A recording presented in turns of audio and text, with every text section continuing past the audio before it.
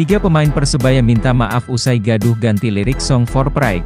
Andika Ramadhani ngaku ada trauma. Potensibadung.com.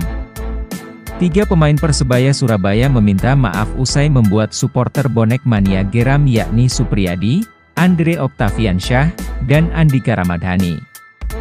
Ketiganya membuat heboh usai mengubah lirik anthem Song for Pride saat disambut ribuan bonek usai menang menghadapi Arema FC. Hal ini diketahui lewat unggahan story Instagram salah satu pemain, Arif Catur.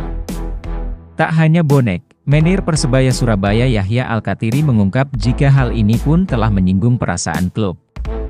Kendati demikian, ketiga pemain tersebut kompak mengakui kesalahannya dan meminta maaf kepada bonek dan klub. Supriyadi mengaku dirinya tidak bermaksud untuk mengubah lirik anthem Song for Pride. Sebelumnya saya meminta maaf atas mungkin kejadian yang tadi malam.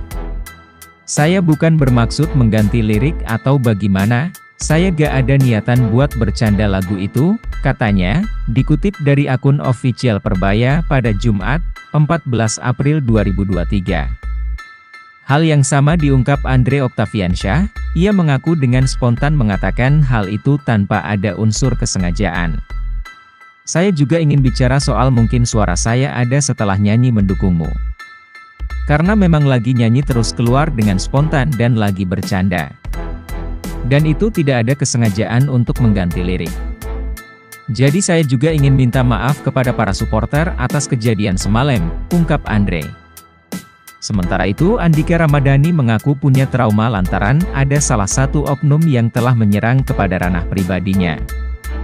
Saya memohon maaf atas perkataan saya di akhir video kemarin, katanya. Tapi perlu teman-teman ketahui, saya pribadi dari Andika Ramadhani, ingin mengungkapkan satu yang saya pendam dari awal kompetisi sampai baru mau mengakhiri kompetisi, katanya.